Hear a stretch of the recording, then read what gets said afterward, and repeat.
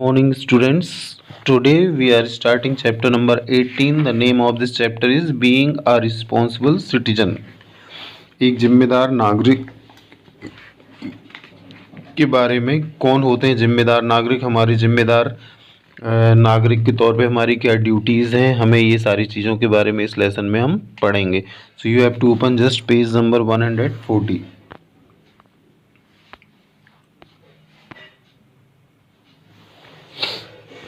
It is the duty of the government to look after the needs of the citizens of the country, but in a country as large as India, it is difficult for the government to take care of everything. वैसे तो ये government की duty है कि हमारे country में जो भी लोग रहते हैं उसकी ज़रूरतों का ध्यान रखे, बट हमारा कंट्री बहुत बड़ा है, हमारा देश बहुत बड़ा है, जिसके कारण ये गड़बड़ियाँ हो जाती हैं कि गवर्नमेंट कहीं कहीं फेल हो जाती है और उतना ध्यान नहीं दे पाती है. It is our duty as responsible citizens of India to do what we can to help the government. It is only when we work together with the government that we will be able to make our locality, state and country a better place. अब हमारी responsibility क्या है as a citizen of India to do what we can do help, मतलब हम क्या कर सकते हैं, गवर्नमेंट की हेल्प हम क्या कर सकते हैं. ये इसलिए कि हम अपने प्लेस को, अपनी लोकल, जहाँ आप लोकलिटी है आपकी, जहाँ रह रहे हैं, अपने स्टेट को, हमारी कंट्री को अच्छे से अच्छा बनाने के लिए हमें गवर्नमेंट के साथ मिलकर इस काम को आगे बढ़ाना है और उसके साथ में हमें एक अच्छे नागरिक भी बनना है, अच्छा रिस्पॉन्सिबल सिटीजन भी बनना है, जिसके कारण हमारे देश का उन्नति हो, प्रोग्रेस हो. You may think but we are just children, what can we do. आप सोचते होंगे कि आप बच्चे हैं तो आप क्या कर सकते हैं. Actually we are never too young to acquire citizenship skill. The earlier we start the better citizens we will be. To develop citizenship skill we need to make maximum use of opportunities at home, school and at the local community. How can we do this? अच्छे नागरिक बनने के लिए हमें सबसे पहले अपने घर से शुरुआत करना चाहिए कि जो बच्चे अपने घर में अपने मदर फादर की हेल्प करते हैं, उनके साथ काम में हाथ बटाते हैं, स्कूल में हेल्पफुल नेचर रहता है, स्कूल में हेल्प करते हैं और लोकल कम्युनिटी में भी वो लोग हेल्प करते हैं, तो ये सारी चीज़ें पहले हमको डेवलप करना है. Citizenship skill to get an India. आप ये देखेंगे एक पिक्चर में, ये एक लड़की है, उसके बारे में है. To get an India, sorry, to get an idea of what we can do, let us read about Hannah Alper. ये लड़की का नाम है Hannah Alper, a young girl from Canada, country in North America. ये North America में Hannah एल्पर के बारे में बताया गया है. She says there's no such thing as too young or too anything if we really want to do something. She is, in her own words, an author, blogger and fundraiser, activist, eco warrior and a motivational speaker. ये सारी खूबियाँ उसमें हैं.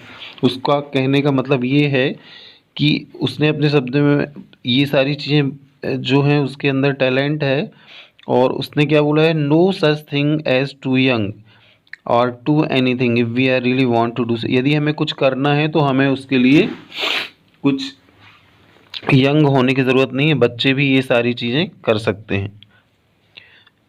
In July 2012 when she was just 9 years old, जब वो 9 वर्ष की थी, हैन्ना started her blog call me Hannah. Call Me Henna Ka. She used the blog to raise awareness about issues that she feels deeply about, like bullying and lack of clean drinking water. In it, she speaks about how people in many parts of the world struggle each day to get clean drinking water. तो हैन्ना एल्पर ने क्या किया, drinking water के लिए, साफ शुद्ध पानी पीने के लिए उसने एक मुहिम छेड़ी कि कैसे शुद्ध पानी लोगों को मिले।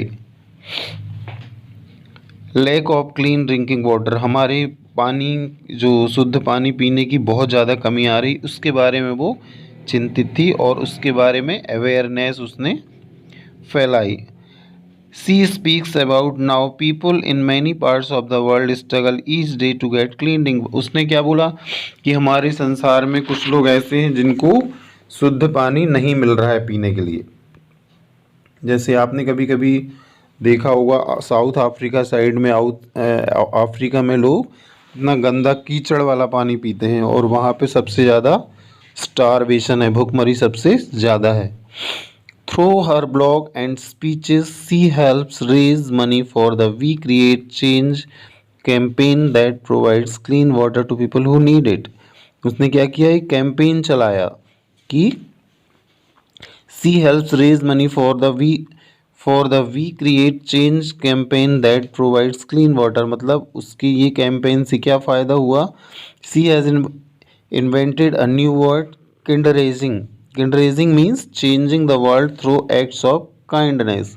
किंडरेजिंग का मतलब क्या होता है कि एक दया के भाव से वर्ल्ड को चेंज करना।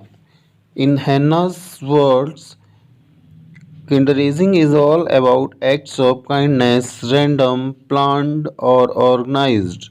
I want to be part of creating a culture of kindness that will replace hate, difference, and apathy. उसका मतलब क्या है, kindraising is all about acts of kindness. Kindraising का मतलब है हर प्रकार की दयालुता जो होती है वो कैंडरेजिंग कहलाती है। और किसकी जगह, हेट, घृणा, इंडिफरेंस, विभिन्नता, एफेथी। इसका मतलब क्या होता है कि जो न्यूट्रलनेस रहती है, उदासीनता लोगों में रहती है। She share story on her blog of people who have given a received kindness actions that have change someone's life. उसने शेयर की है अपनी स्टोरी की कुछ लोगों का जीवन इसमें बदल गया है उसके इस प्रयास से। Hannah's has change many lives with her work. She has also received several awards. Do you know of a child in India who is doing or has done something similar? Share their story with your class. इसमें ये बताया गया है कि जो हैन्ना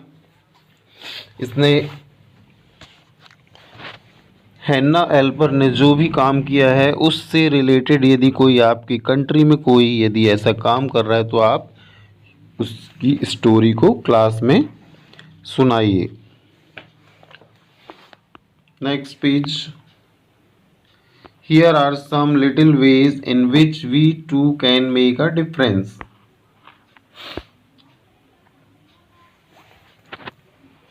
keep our surrounding clean, हम मतलब कैसे चेंज कर सकते हैं अपनी लोकलिटी को, अपनी स्टेट को, इंडिया को। तो सबसे पहले हम अपने जहाँ पर हैं वहाँ के बारे में पढ़ेंगे। कीप आवर सराउंडिंग क्लीन, हम जहाँ हैं वहाँ पर हमारा प्लीज साफ सुथरा होना चाहिए। One of our main responsibilities as citizen of India is to keep our surroundings clean. For this we must ensure the following. हमें अपनी सराउंडिंग क्लीन करने के लिए हमें इन नियमों को पालन करना है जो कि दिए हैं। फर्स्ट है, नेवर थ्रो गार्बेज और at the road side but it in the nearest municipal dustbin.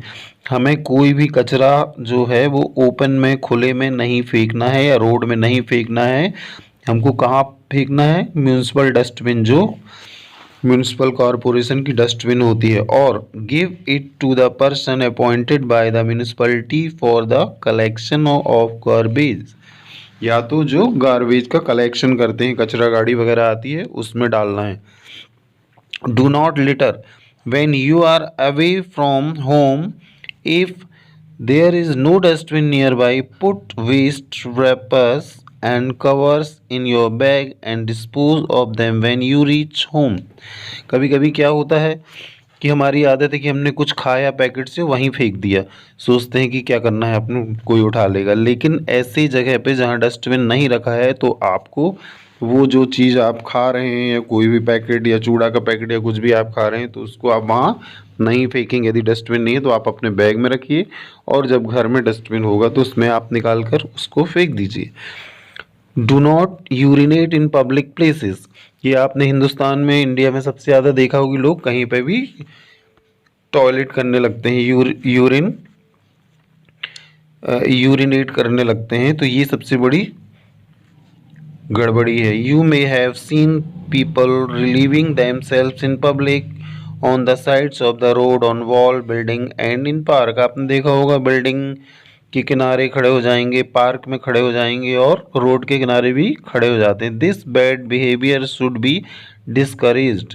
ये सब चीज़ें बंद होना चाहिए। People should be encourage to use public toilet. और लोगों को किस चीज़ के लिए एनकरेज करना चाहिए कि वो लोग पब्लिक टॉयलेट यूज़ करें। Do not spit in the public place. और थूकने की तो बीमारी है अपने देश में, लोग पान गुटखा खा के कहीं पे भी थूकते हैं, तो ये सारी चीज़ें भी बंद होना चाहिए कि कहीं पर भी पब्लिक प्लेस पर इसको नहीं थूकना चाहिए।